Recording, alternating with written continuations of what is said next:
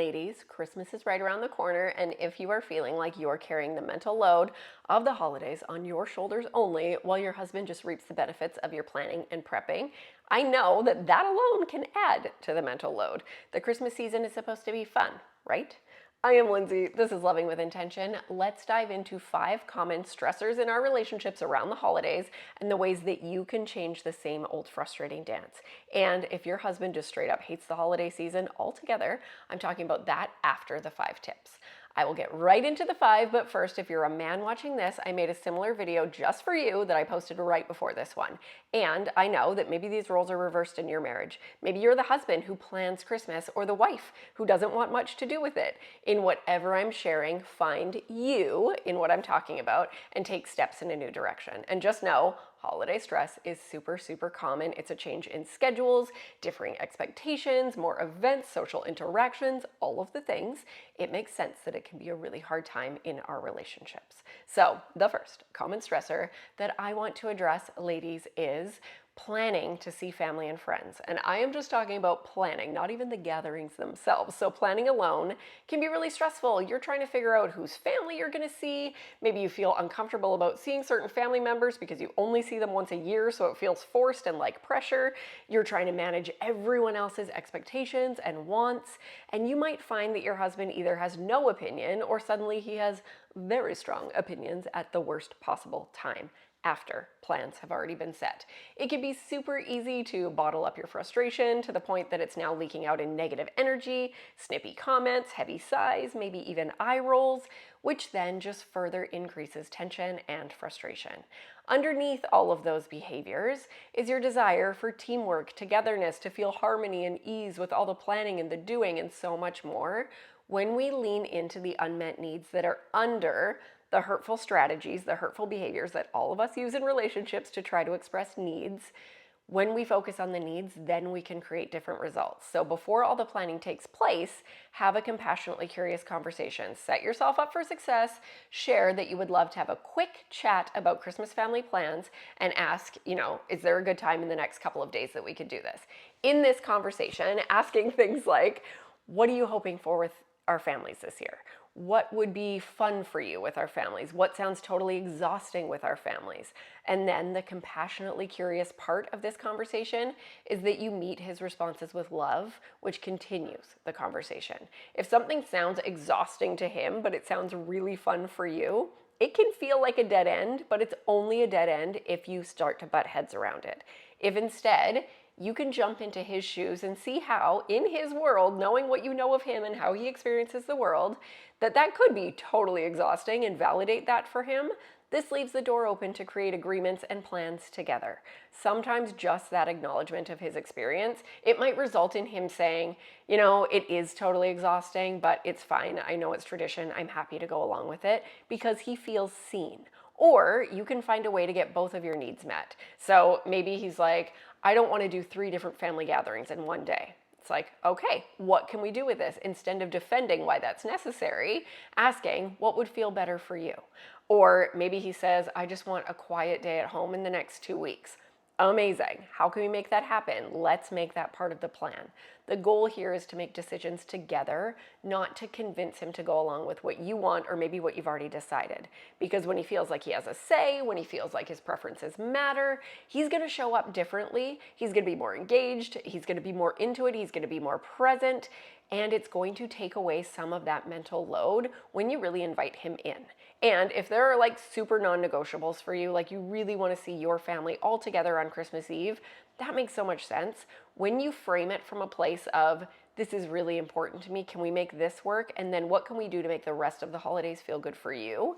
Then you get to be on the same team. So number 2, this is a big one, sharing the to-do list. So I know that you might know exactly what you want to do and what needs to be done over the holidays, and you wish that he would just take initiative or take these things off your plate without you having to delegate.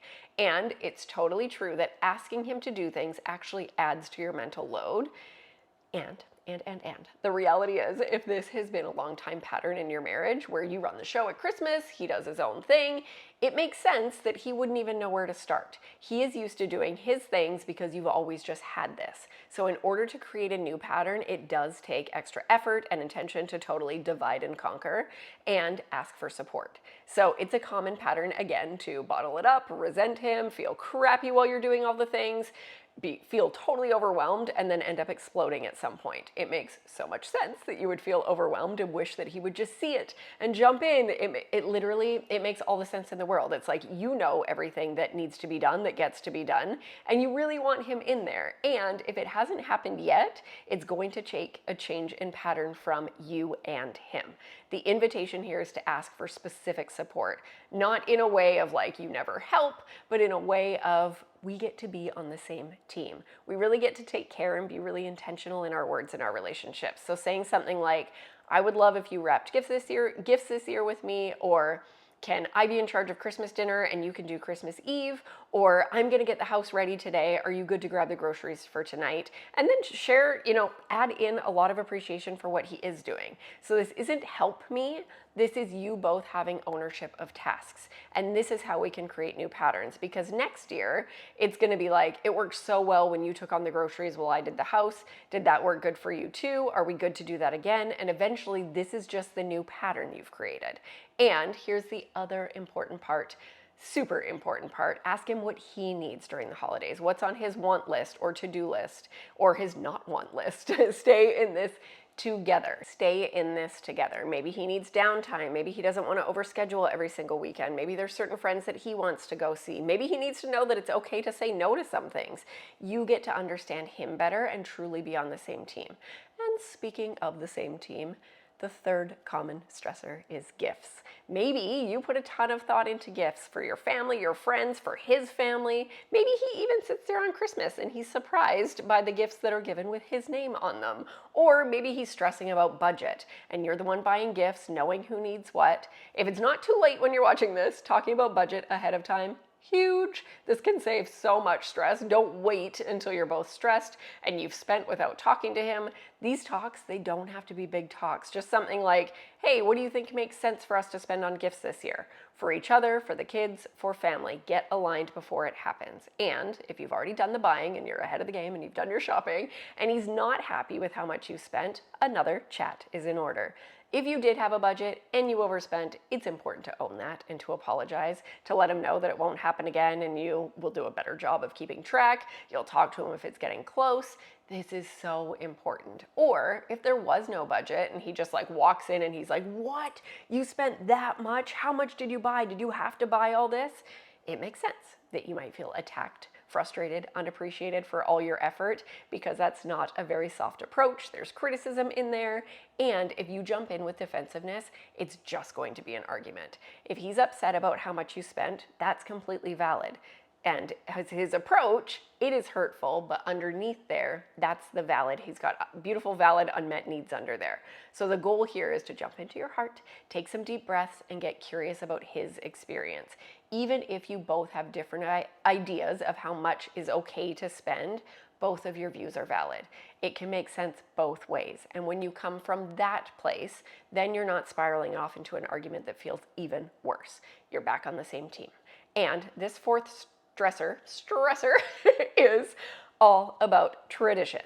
Maybe you have all these traditions that you want to do. You want to watch certain movies, you want to drive around looking at Christmas lights, you want to bake cookies, whatever that is, and he doesn't want to watch the movie that you want, or he's telling you, I hate that movie, or he's on his phone the whole time, or he's physically there watching, like, for the drive for Christmas lights, but he's mentally checked out. This can hurt so much, and on the surface it might look like you're upset about the movie or the tradition, but it's actually so much more. It's about connection and time together, making memories. So, to set you up for success, instead of springing things on him like, let's watch this movie tonight, it's important that you frame it and that you give him choice and that you see him. If you love a movie that he literally hates, is there someone else that you could watch it with? A friend, other family, and is there a movie that you two could watch together that would actually feel really good? And if there's something that's really, really important to you, again, coming from that place of, I would really love if we could drive around and look at Christmas lights. It makes me feel connected. I love this part of the holidays. could we do that together? Versus coming from a place of, this is what we're doing. If you know that it's not his favorite thing, you can even say that. I know it's not your favorite thing, and I really appreciate that you do this with me every year. Then, of course, asking him what's important to him. And it may be something that you don't love, but this is where you get to lean in. His desires are just as important as yours, and you can really show up for each other.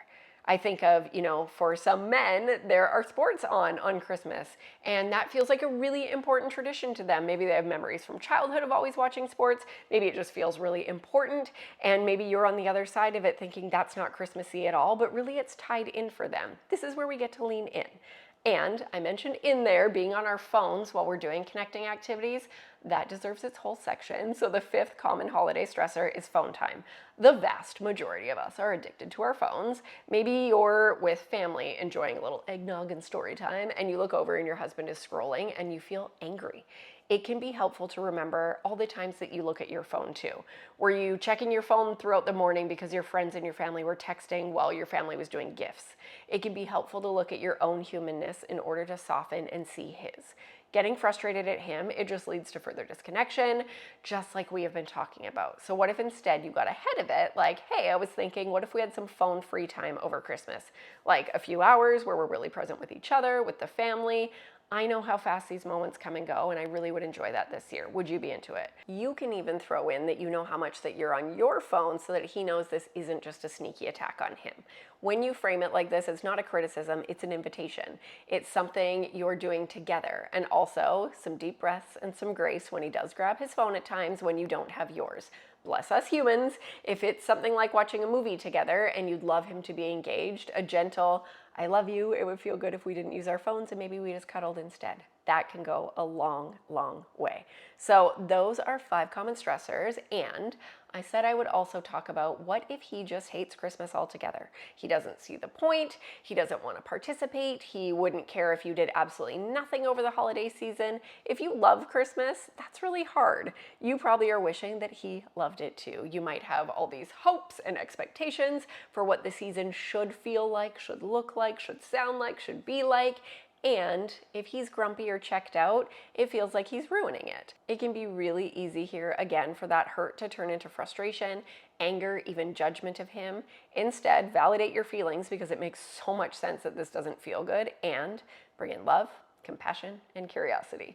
Instead of thinking, I hate that he hates Christmas, which gets you nowhere, get curious about his experience. If this is his reality, you trying to wish it away won't do anything at all.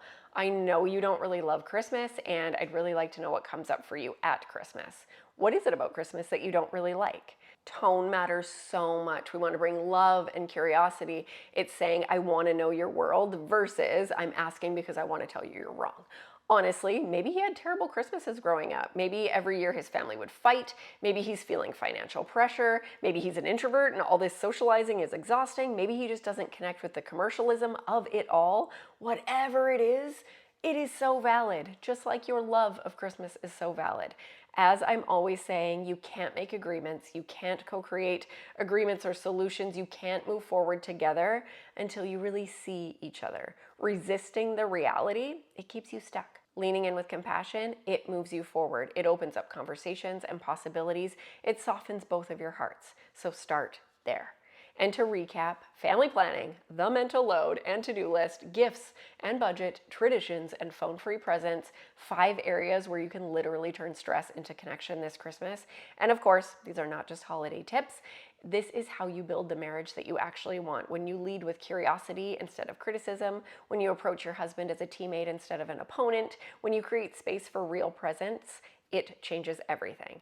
And I absolutely know that you would love, and it would feel so good if he was the one choosing to approach things in a healthier way and getting really curious with you. The good news is when you lead from this place, you change the entire dance and you are much more likely to see him soften in the ways that he shows up with you too. It only takes one person to change the whole dynamic. So let me know your thoughts in the comments. Give this a like if you liked it. Thank you so much for being here. I am sending so much love into your day. Check out the video on the screen to watch the Men's Christmas Survival Guide because it can give you insight into what's happening in reverse. Remember that nothing changes if nothing changes. So let's have a super intentional week and holiday season. Bye.